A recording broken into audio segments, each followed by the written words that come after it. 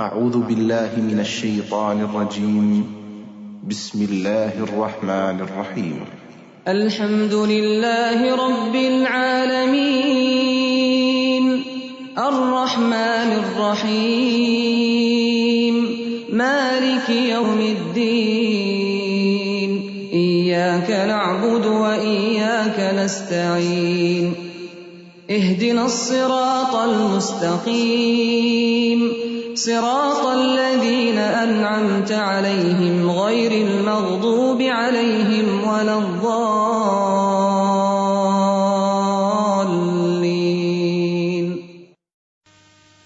السلام علیکم ورحمۃ اللہ وبرکاتہ. نحمده ونصلي على رسوله الكريم. اما بعد فاعوذ باللہ من الشیطان الرجیم. بسم اللہ الرحمن الرحیم. رب اشرح لی صدری ویسر لی امری واحلل عقدۃ من لسانی یفقہوا قولی. ہماری آج کی گفتگو کا موضوع ہے روزہ کیا ہے، روزے کی حقیقت کیا ہے، روزہ کس چیز کا نام ہے. عربی زبان میں روزے کے لیے لفظ صوم استعمال ہوتا ہے، صاد واو میم، جس کا مطلب ہے رکنا اور چپ ہونا.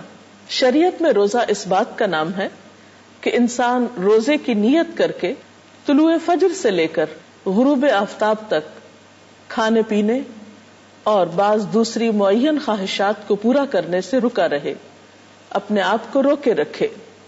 سوال یہ پیدا ہوتا ہے کہ ایسا کرنے کو کیوں کہا گیا کہ انسان اپنے آپ کو جائز خواہشات سے روک لے، کھانے پینے سے رک جائے، حالانکہ کھانا پینا انسان کی ضرورت ہے. کیا ایسا کرنے سے اللہ تعالی ہمیں کسی زحمت میں مبتلا کرنا چاہتے ہیں، کوئی سزا دینا چاہتے ہیں؟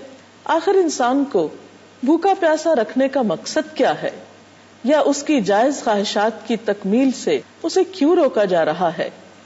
کھانا پینا بھی حلال ہے، شوہر اور بیوی کا تعلق بھی حلال ہے، لیکن روزے کی حالت میں اسے کیوں ممنوع قرار دیا گیا؟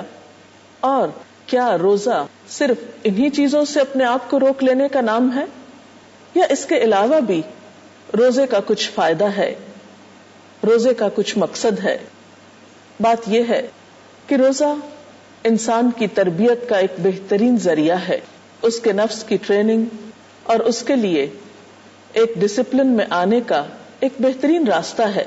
جو انسان اپنے آپ کو اپنی خواہشات سے روک لیتا ہے، اس کے اندر ایک خاص روحانی قوت پیدا ہو جاتی ہے. حقیقت یہ ہے کہ انسان دو چیزوں کا مجموعہ ہے، جسم اور روح.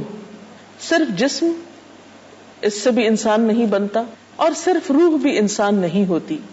یہ دونوں چیزیں ایک دوسرے کے ساتھ ملتی ہیں، ایک دوسرے سے مطابقت کرتی ہیں، ایک دوسرے سے کوآرڈینیٹ کرتی ہیں، ایک دوسرے کی مددگار ہوتی ہیں، تو زندگی وجود میں آتی ہے، انسان وجود میں آتا ہے. دونوں کے اپنے اپنے تقاضے ہیں، دونوں کی اپنی اپنی ضروریات ہیں. جب انسان ہر وقت اپنی جسمانی ضروریات کو پورا کرتا ہے تو عام طور پر روح کے تقاضے نظر انداز ہونے لگتے ہیں. سال کے 11 مہینوں میں جسمانی ضروریات بلا روک ٹوک پوری کی جاتی ہیں، اور عموماً ہم اپنی روحانی ضروریات کی طرف توجہ نہیں دیتے.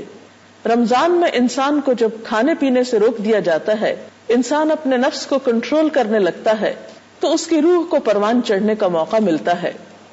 جب روحانی قوتیں پروان چڑھتی ہیں تو انسان کے اندر بصیرت پیدا ہوتی ہے، گہری سوچ پیدا ہوتی ہے، اور انسان اس طریقے سے اپنی بعض ایسی عادات پر قابو پا سکتا ہے جو اس کی روح کو زخمی کرنے والی، اس کے دل کو بوجھل کرنے والی اور اس کو غم اور پریشانیوں میں مبتلا کرنے والی ہوتی ہیں. حقیقت یہ ہے کہ روزہ انسان کی روحانی بیماریوں کا بھی علاج ہے، اور اس کے ساتھ ساتھ اس کی جسمانی بیماریوں کے لیے بھی ایک علاج کی حیثیت رکھتا ہے.